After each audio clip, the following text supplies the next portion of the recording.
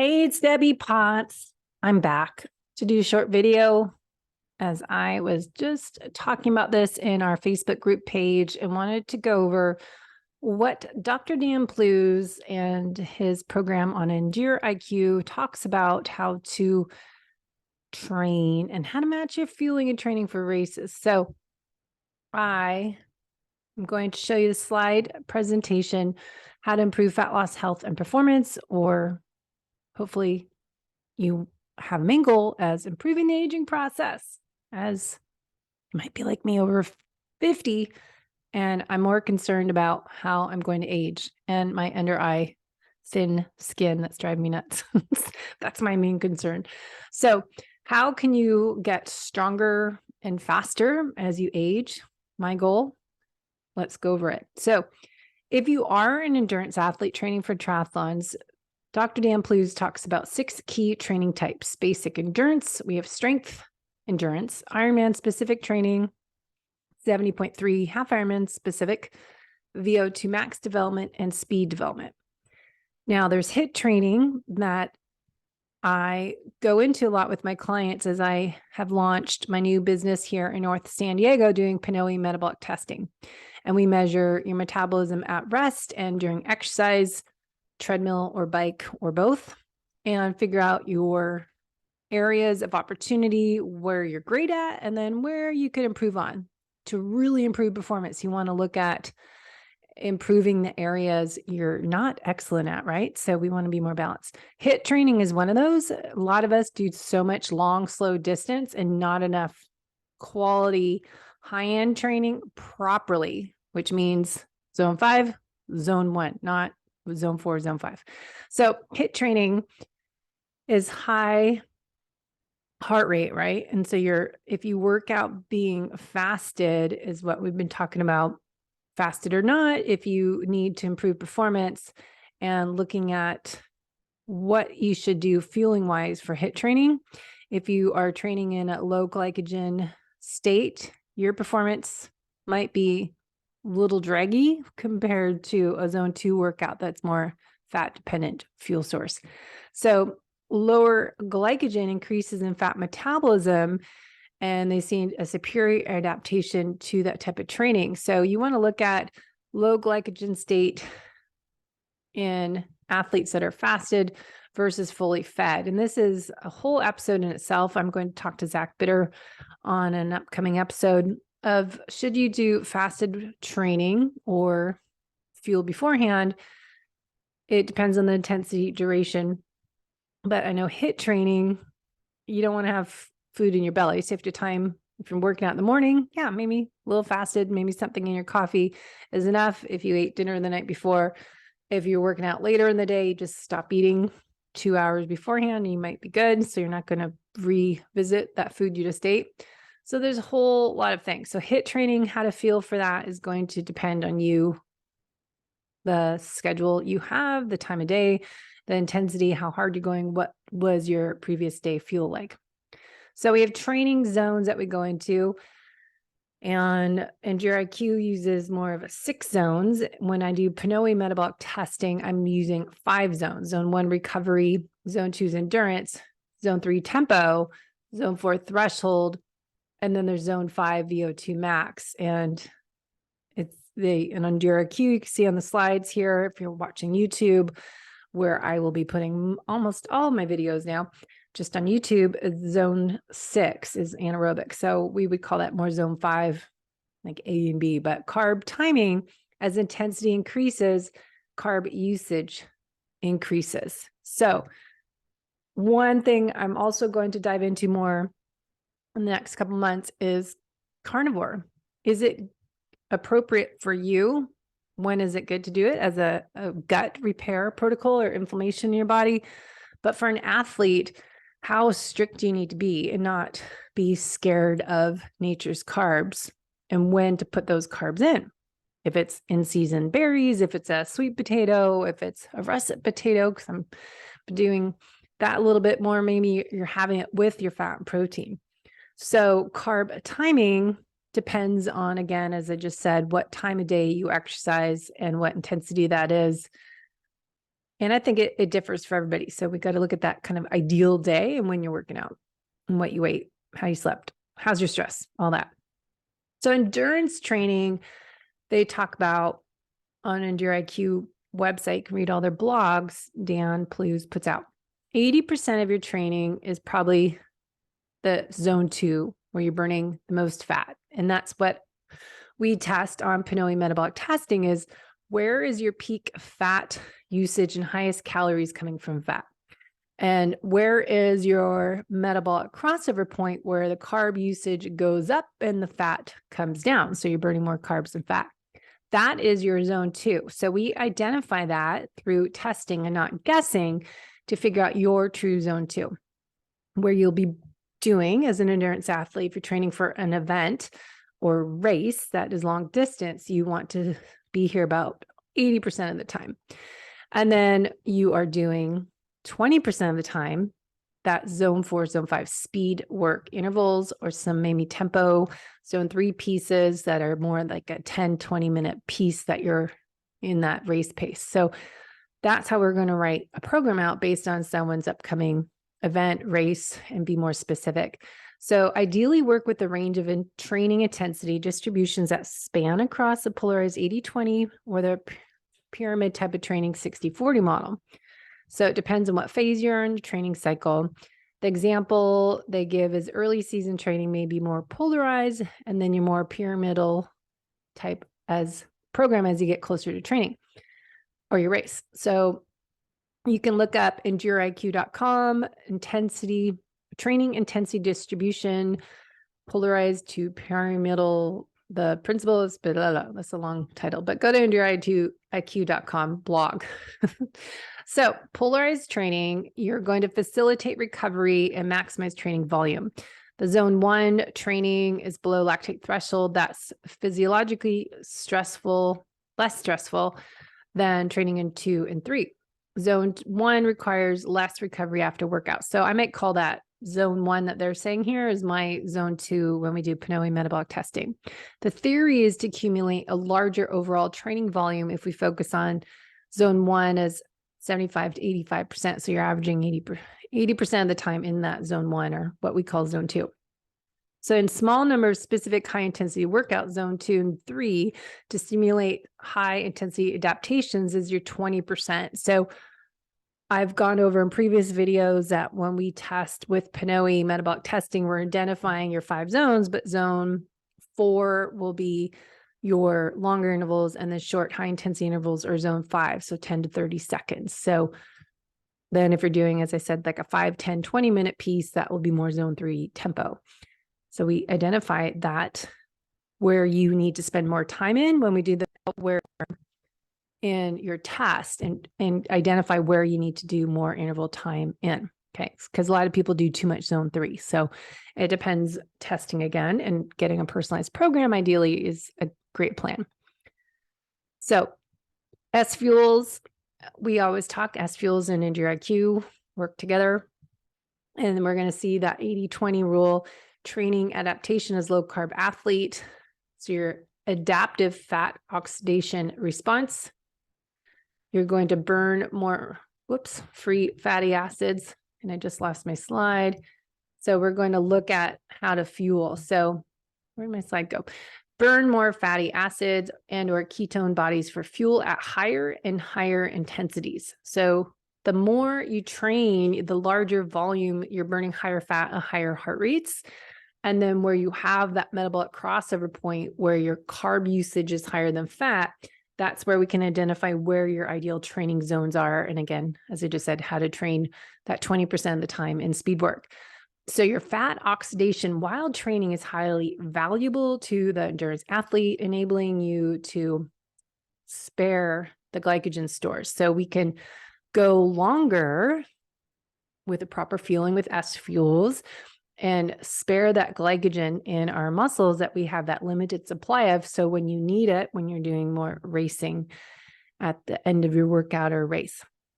So we want to enable stable fuel energy to the muscles through flexible and simultaneously supply of fat and carbohydrate substrates.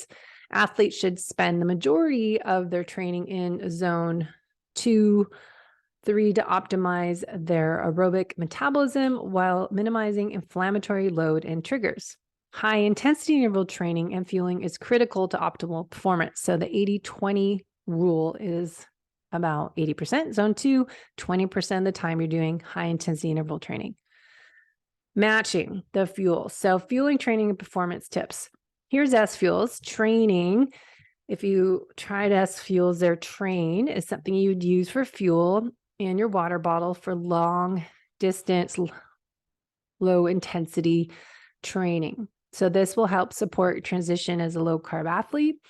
When you are doing anaerobic and aerobic intensity, so good interval training, high intensity, that's where you can try experimenting in your training for a race, doing your speed workout with their Race Plus drink. Okay, so that's their plan. Or you can do Race Plus gel, that it's a Race Plus powder with high levels of branch starched. So slow release concentrated gel for training at high intensity and racing. So you can find that information on S Fuels. Their Train formula to help you go longer for ultra endurance athletes is, as on this slide, 4 grams of fat, 3 grams of protein, 240 milligrams of sodium, 50 milligrams potassium, and 500 milligrams of glutamine, which is there to help protect your gut. As we go longer, especially in hotter weather, we athletes are probably creating stress in our gut and causing leaky gut. So glutamine is a great addition to your supplement program, having it in a shake as I do, or drinking it in S Fuels Train during your training program will help keep your gut healthy and happy. And not having this a high fructose drink that's going to cause more GI stress as well. And that's why most of us choose to go low carb, more fat adapted, train low, race high carb timing, because we don't want to have that GI stress of having constant intake of sugary calories, right? We've all been there, throwing up on the side of the race as I used to. So low intensity training, another great chart on S Fuels website, S Fuels Train, their dosage, their servings per hour. If you're doing swimming, cycling, road running, trail elevation running, that's going to be different. If you're low carb, if you're a higher carb person, they still suggest using this. You don't have to be low carb athlete to use training. And looking at this chart on their website, great information. Okay, so what else do they say? If you find carbs help your performance, eat them. Choose real food sources, as S Fuels drink mix has a little bit of carbs in there. And then food, we want nutrient-dense whole foods. So if you want to add in your evening meal before, say you're doing a long, hard ride Saturday, I do it often with hills where heart rate isn't always staying down in zone 2. I can tolerate some carbs, so I can put them in my Friday night early dinner and have some good healthy sources of carbohydrates with my animal-based diet with healthy protein and fats. So if you are doing a long ride, don't be afraid to have some carbs once you start your training. So I often wait 2 hours into my ride till I start to feel hungry. And that depends if I ate before the ride or not. And when I stopped eating the day before, so example, Friday, when did I eat dinner? What did I eat? How did I exercise that day? Will definitely impact how much hungry I am on Saturday, as well as what time we started a ride on Saturday. And if I ate something for breakfast or if I just went with coffee. And then often when I do that, I get hungry earlier than if I eat a big meal and then rode 2 hours after I eat. So nutrient timing is key, and it's very individualized, and matching your intensity to the fuel. So we want to look at, okay, am I staying zone 2 or am I doing some anaerobic pieces because I'm on a mountain and it's hard to keep the heart rate down? If I'm doing a 4-hour ride, maybe in a run afterwards, they suggest an S Fuel bar. I have a husband that works for Laird Superfoods, so I tend to grab our Laird's Superfood bar with mushrooms that has 19 grams of carbs, has 10 grams of protein and healthy fats in it, and mushrooms. So I've been doing that midway on a bike, and that will keep me full. And then having some LMNT in my water, or you can do S Fuels Train with extra. I like a little extra electrolytes. And then there's also Reelite or Redmond's Reelite salt. So liver and muscle glycogen tanks might be empty. So you want to choose if you need to top off those tanks if you're doing more higher intensity. So lower carb to higher carb later in your meal. So you can kind of experiment with your fuel source, right? Essential amino acids pre, during, and after exercise. I do Kion amino acids. I take the caps. It's 7 caps for 1 serving, and taking that before a workout. Longer rides in the summertime, I would take some in a baggie and take them with me. I did try adding them into my water, but I do not do well with stevia. So I can't find amino acids without stevia that I can throw in my water bottle. So capsules are best for me, my very unique body. And then after workout, take some again. Now, if you're doing high intensity, maybe you're doing a bar that day and you are adding maybe some butter and MCT oil to your coffee, making it that fat coffee with some collagen peptides. You can experiment, and then maybe a half a bar might be enough, or maybe nothing. Maybe the coffee was enough. So there isn't one size fits all. We have to take this as examples. So you have to look at too, not everyone can do super high fat. I had someone just message me as we prepare for a Q&A session with Dr. Elizabeth Bright. Some people, as myself, can't tolerate a ton of saturated fats. It gives me stomach ache. So you want to look at your genetics and look at, maybe you're more of a low carb keto Mediterranean diet. Other people can tolerate a lot more saturated fats. So if you like to do genetics, I like the DNA company's really great reports.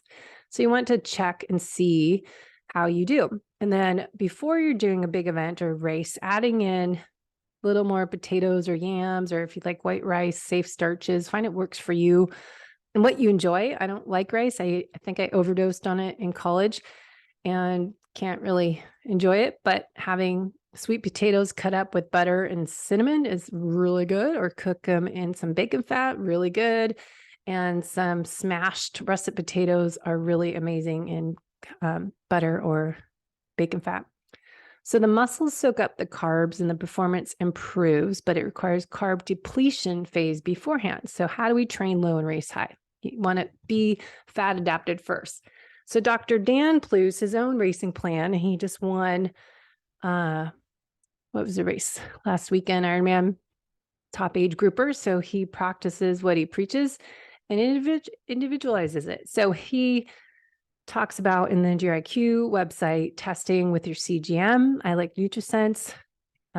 He can experiment with his athletes, but 20 to 60 grams of carbs an hour, and trying to be lower carb phase early on in your training to get yourself training with the glycogen, muscles glycogen stores being lower.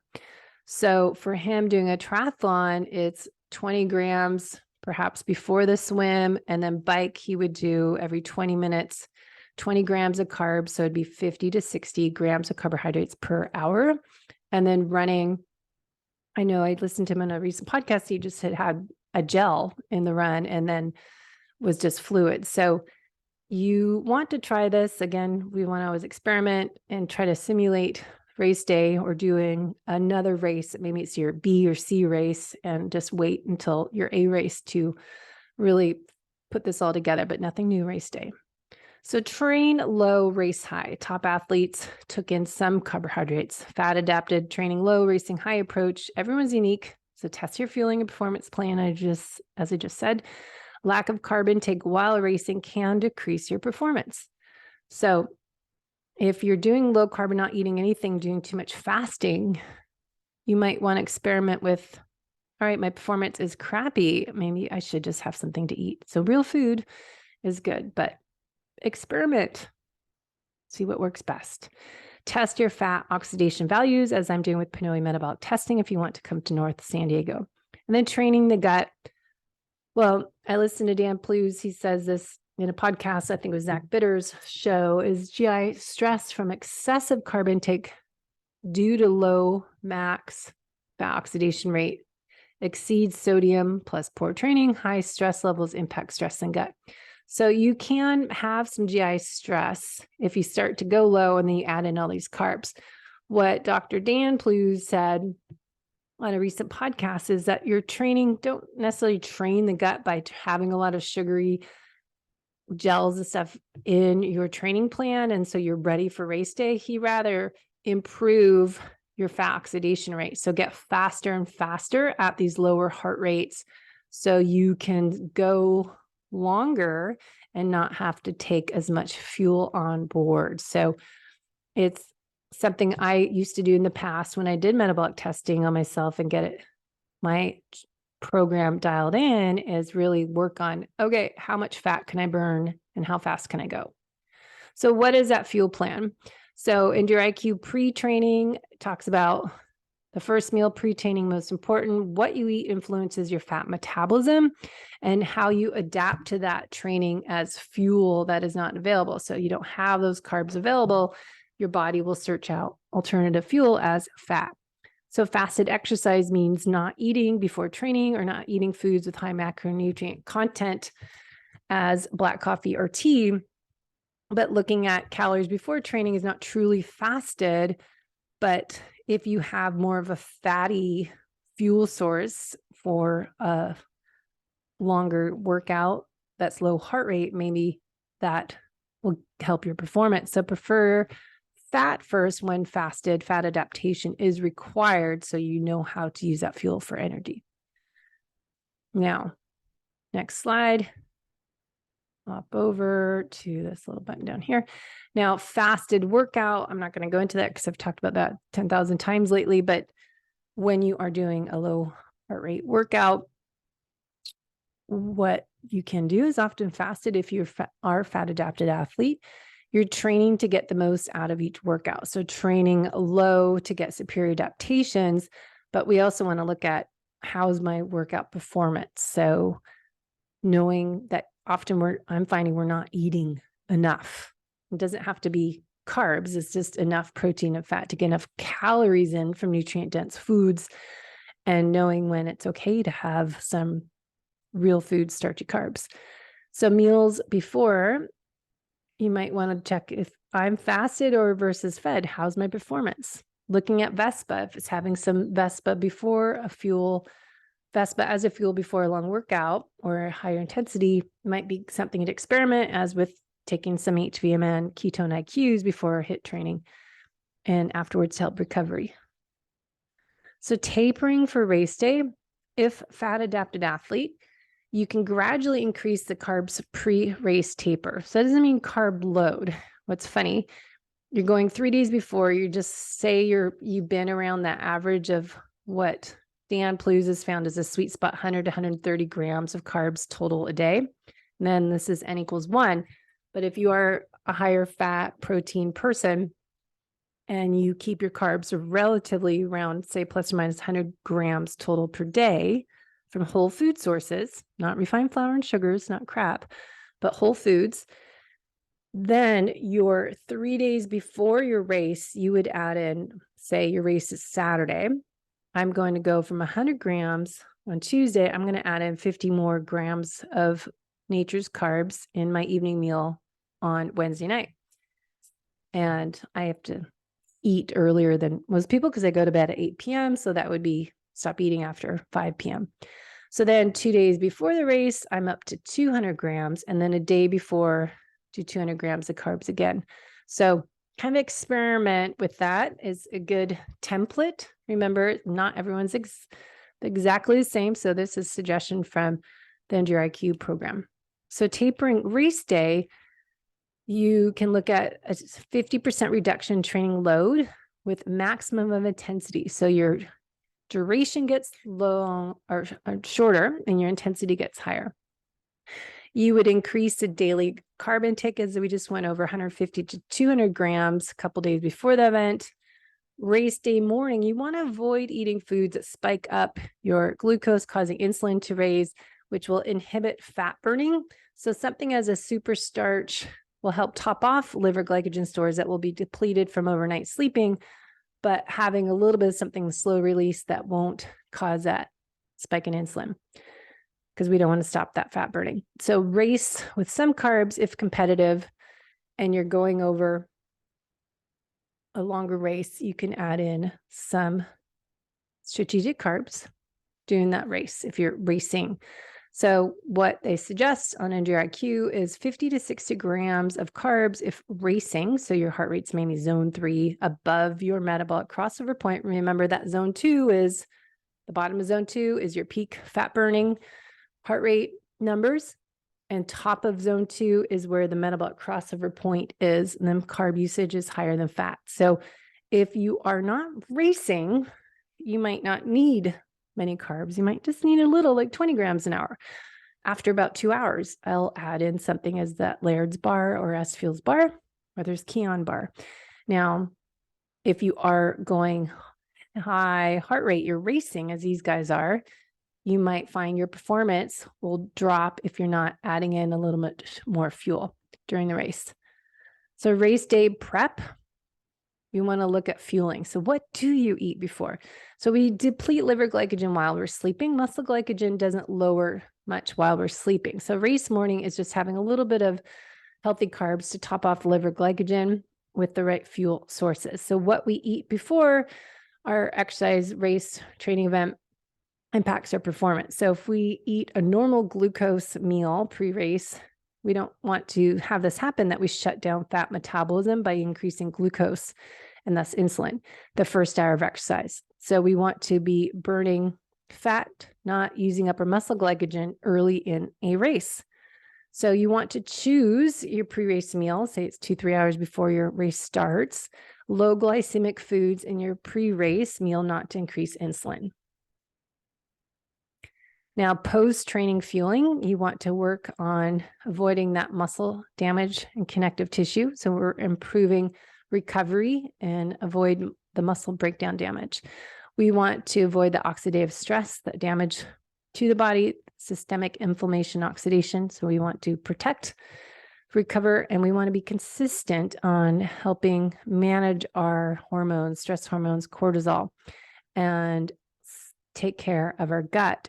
And so we want to improve our immune system, which is highly noted in our gut. 90% say is in your gut.